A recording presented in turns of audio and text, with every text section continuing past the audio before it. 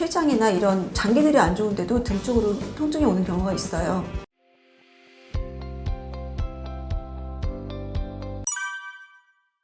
네, 안녕하세요. 저는 마취통증의학과 전문의 이은영이라고 합니다. 광진구 해운마취통증의학과를 운영하고 있고요. 이번에 통증 마음의 메신저라는 책을 출간하였습니다. 저는 머리에서부터 발끝까지 몸에 일어나는 통증 환자들을 다 모두 보고 있고요. 일반적인 근골격계 통증 환자도 보고 있습니다. 통증이라고 하는 것은 아프다고 하는 감각뿐만 아니라 우리 몸에서 느낄 수 있는 불유쾌한 감각을 모두 통틀어서 얘기하는 것인데요. 예를 들면은 불처럼 타오른다든지 아니면 쓰리다든지 아직 무디다든지 이런 모든 통증을, 모든 감각을 통틀어서 말을 하게 됩니다. 우리가 어떤 유해한 자극이 왔을 때 감각 수용체로부터 그 신호를 전기 신호로 바꾸게 되고, 그것이 척수를 통해서 뇌로 전달되는 동안에 우리가 통증이라고 느끼는 어떤 임계치를 넘게 되면 통증이라고 느끼게 되는데요. 그 통증의 역치는 개인마다 달라서 통증의 역치가 낮은 분들은 통증을 민감하게 느끼게 되고, 통증의 역치가 높은 분들은 잘 느끼지 못하게 됩니다. 오랫동안 제가 이제 환자를 진료하면서 느낀 점이 6개월 이상 오랫동안 치료한 분들이 잘 낫지 않는 분들이 있었어요. 제가 그 점이 좀 이상하다고 생각이 되어서 여러 논문도 찾아보고 나름대로 좀 공부를 해보았더니, 통증이란 부분이 몸의 통증만 있는 것이 아니라 마음의 통증 부분까지 있다는 것을 알게 되었고요. 마음의 통증이라는 부분은 우리가 추상적으로 느낄 수 있는 부분이긴 하지만 스트레스 정도나 불안 정도, 우리 어떤 삶의 힘든 그런 인생사 같은 것을 포함하는 이제 포괄적인 부분이라고 생각하시면 되겠습니다. 그런데 이제 한 가지 재미있는 것은, 이런 마음의 통증을 뇌과학자들이 연구를 했더니 뇌 촬영을 했을 때 이런 만성 통증인 분들의 뇌에서 편두체 부분이 활성화되고 전두엽 부분의 기능이 많이 떨어진 것을 발견했습니다. 제가 이제 여러분들께 하고 싶은 말씀은, 몸의 통증도 중요하지만 마음의 통증이라는 부분도 존재를 하고, 그 다음에 이제 마음의 통증을 잘 관리를 하면 우리 몸 전체의 통증을 잘 관리할 수 있다는 차원에서 제가 제 책의 제목도 마음의 메신저라고 쓰게 되었습니다. 네, 통증이란 것이 우리가 느끼는 어떤 통증의 강도가 어떤 장기나 그 몸의 질환의 정도랑 비례하지 않는다는 것을 생각하시면 될 것 같아요. 예를 들어서 우리가 어떤 병이 크게 진행이 되었는데 실제 통증은 아주 작을 수도 있고요. 그 다음에 우리가 어떤 손상이나 이런 게 작은데도 우리가 느낄 때 크게 느낄 수가 있거든요. 그래서 통증의 정도와 그 병의 정도는 항상 일치하지 않기 때문에 작은 통증에도 신경 쓰지 않으면 어느 날 우리에게 질병으로 찾아올 수 있기 때문에 통증은 항상 주의를 해야 된다고 생각합니다. 네, 일단 우리가 알고 있는 그 근골격계 통증은 현대인들이 되게 구조적인 어떤 틀어짐, 그런 거에 의해서 생기는 경우가 많은데, 예를 들어서 우리가 자세가 잘못되어서 허리가 안 좋았다고 가정했을 때 허리의 그 안 좋은 점을 보상하려고 등 쪽이나 목어깨 쪽에서도 틀어짐이 생기면서 목어깨 통증도 발생하게 되고요.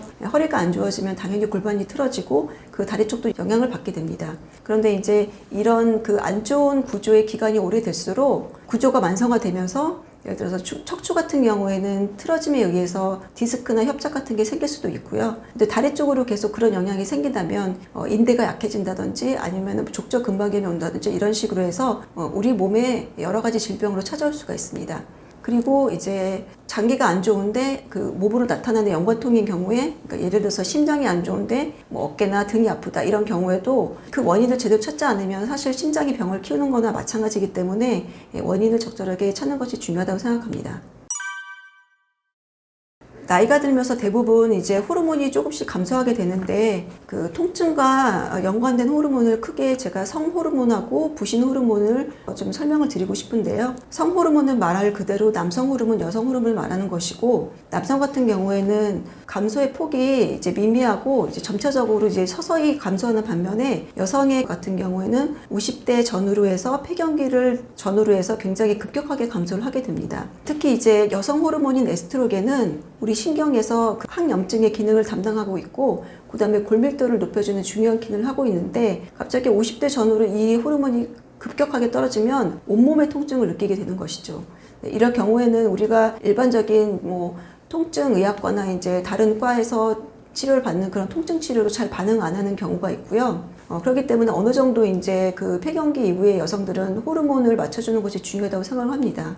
그리고 이제 젊은 분이라 하더라도 잠을 잘 못 자고 스트레스를 많이 받고 그다음에 불규칙적인 그런 식습관을 가지신 분들은 부신 호르몬이 굉장히 저하되어 있는 경우가 많거든요. 부신 호르몬은 우리가 스트레스를 많이 받을 때 도움을 주는 호르몬인데, 이 호르몬이 이제 항염증 이런 기능을 갖고 있기 때문에 우리가 이렇게 평소에 잠을 잘 못 자고 이런 생활이 반복되는 그런 습관이 반복이 되면 부신 호르몬이 줄어들고 어느 날 이제 번아웃이 찾아오기도 하고, 이러면서 이제 통증이 이제 심하게 찾아오기도 합니다. 아무래도 이제 여성 호르몬인 에스트로겐을 보충할 수 있는 그런 식품을 이제 드시는 게 좋은데요. 보통 이제 폐경기가 되면 산부인과에서 여성 호르몬제를 권하거든요. 그런 이제 호르몬제도 적절히 사용하면 여성의 호르몬을 맞출 수 있는 그런 좋은 치료법이 될 수가 있고요. 만약에 이제 약 먹는 게 싫으신 경우에는 에스트로겐이 풍부하게 함유되어 있는 콩이나 백수 같은 그런 제품들도 나와 있는 것이 있고, 영양제로 이제 알약 같은 게 잘 나와 있거든요. 그런 거 적절히 섭취하시면 될 것 같습니다.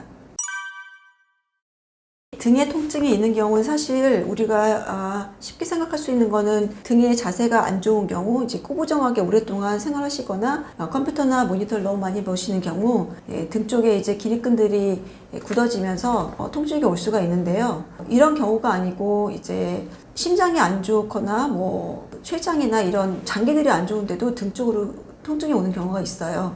어떤 환자분이 이제 등이 아프다고 오셨는데, 등이 아프신 지가 이제 몇 년이나 되셨고 다른 병원에서 치료하셨는데 호전이 전혀 없으셨고, 제가 진찰을 했을 때도 등이 아플 만한 그런 상태는 아니셨거든요. 그런데 이제 혈압을 체크해 봤더니 혈압 차이가 수축기 혈압과 이완기 혈압이 굉장히 차이가 컸고, 여러 가지 정황으로 봤을 때 심장의 질환이 의심되는 상황이었어요. 그 환자분들을 대학병원에 의뢰해서 나중에 회신서를 받았는데, 그분이 이제 좌심실과 좌심방의 그 판막이 기능이 굉장히 떨어져서 수술을 하실 상태가 되셨다고 하더라고요. 우리가 여기서 이제 느낀 점이, 등이 아프다고 하고 이게 만성이고 특별한 이제 치료를 했는데도 반응이 없을 때 꼭 등만 의심할 것이 아니라 우리 내장기관 중에서 어떤 부분이 문제가 있지 않나, 그걸 생각하셔야 될 것 같아요. 우리가 이제 심장이 안 좋은데 등 쪽이나 어깨 쪽으로 통증이 오는 것을 연관통이라고 하거든요. 연관통은 쉽게 말해서 두 장기의 감각신경이 서로 뭉쳐져서 척수를 타고 뇌로 올라가서 인지를 하기 때문에 뇌에서 어느 부분에서 오는 통증인지 인지를 하지 못해서 생기는 그런 통증이라고 생각하시면 됩니다.